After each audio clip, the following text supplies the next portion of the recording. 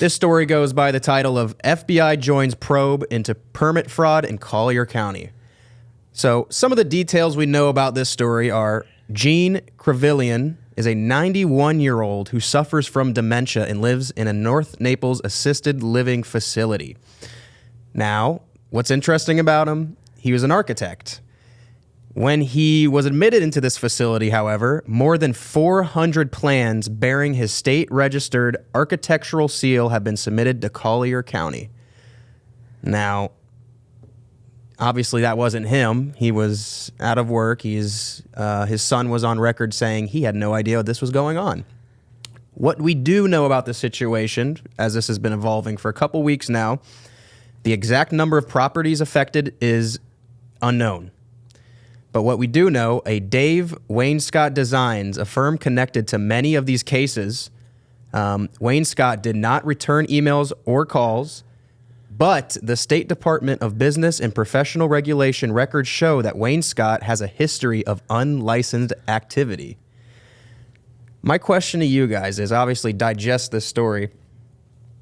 How could this affect business in the North Naples area? And how can it affect ours?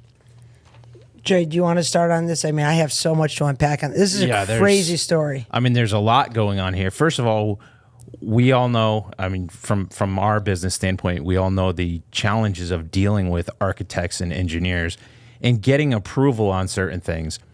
So I can see why someone may try and find a roundabout way. And it's funny, it makes you think now because we've run into a few people before where they're like, oh, this is fine. I know a guy. Yeah, okay. So there's that aspect of it, right? So we know what that's like and why they would do that. But now we look at some of these homes, especially during like the housing boom. During the housing boom, construction was already kind of subpar to begin with. So now if you get people cutting corners, like what the fuck are they cutting corners on? Like it's kind of scary to think about, really, especially when it's not just housing we're talking about. We're talking about high rises, hotels, major buildings in the area that could have flaws. Yeah, so to first answer your question, how could it affect us? It can affect us in many different ways.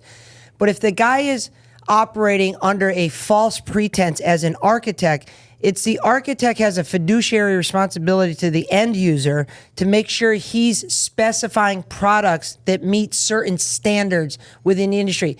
If this guy doesn't care about having a legitimate architectural seal stamp of approval, you can rest assured he probably doesn't give a shit about the makeup and structural integrity of some of these buildings. That's an assumption, but I think you can make that inference just based on the stuff that he's doing in the first place.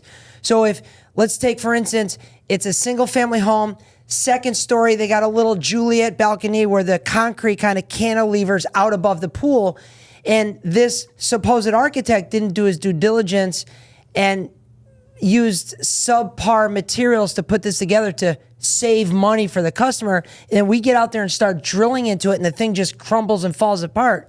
That could be a massive safety hazard. So I think there's a laundry list of things on here that could affect our business. In particular, if this architect starts speccing glass railings on major projects that don't meet the stringent requirements that you've kind of recently learned with like NOA standards or Miami-Dade product approvals, and he starts speccing that, other glass companies start giving linear foot prices to the builders, and the unintended consequences, they start setting a different price point for these glass railings when that's not the correct one. So now when we give a price like, holy shit, your guys' pricing is way out of fucking line. Well, as you know, we would need to know what we're pricing it against, but I could see where a situation like this could actually reset the market for us and ultimately hurt us financially because everyone else is pricing something that shouldn't be there in the first place. Right. Furthermore, I think aside from just us, the building industry as a whole is going to suffer because all business relationships are built on what? Trust. Exactly. So now we've betrayed the the trust of homeowners and Well, I saw consumers. you start off by saying the FBI is involved. This is a big time issue. I Huge. mean, this guy's going to get his ass pinned to the wall. Great point, because I wanted to shoot this back to you guys. For a lot of people out there that might not understand what an architectural seal is, would you like to explain the power that comes behind an architectural seal? It is, in my opinion, and I'm sure we'll have people that'll comment on this, that an architect has the education, the resources, and know-how to construct these structures, whether it's a single-family house, multifamily, or high-rise. And they have to go through a whole stringent criteria of testing, schooling, to end up basically being certified to be able to get this stamp of approval. And so once they design a project and do all the minutia and details within it, the last thing they'll do is almost like a notary. The architect will stamp it and say, now this is available to go out to bid, and it can be used to submit to the county. And so it's kind of a big deal. Safe to say it's a big deal. It's a real big deal. Right. Yeah.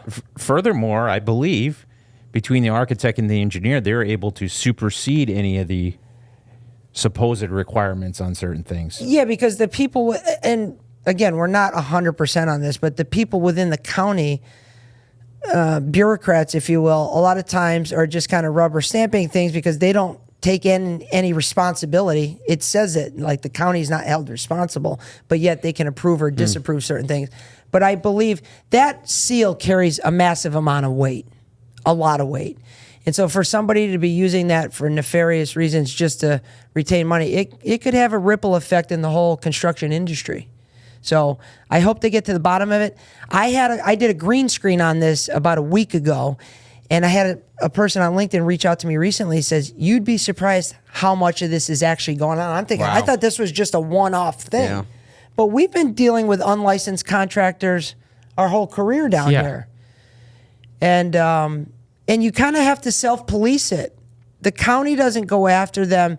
It's usually a competitor of theirs that usually has to kind of call in or, be a beefer and tell on them, and then catch them in the act, and then the county's got to catch them in the act. So it's tough to continue doing business when you're having to police your own industry. You feel like we should be putting all of our time into growing our own business, not having to make sure there's not bad actors out there. Well, for all the builders out there, check your prints. Make sure his name is not on there, because it most likely wasn't him. What was the name again?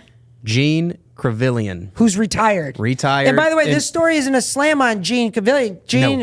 Gene's a good guy. Yes. Gene is a victim here. Correct. And someone basically stole his identity. Yes. So Can I play devil's advocate here? Oh, Yeah. I'd like that. You say he's a 91-year-old with dementia. Is it possible that he's just running around stamping shit and he doesn't know?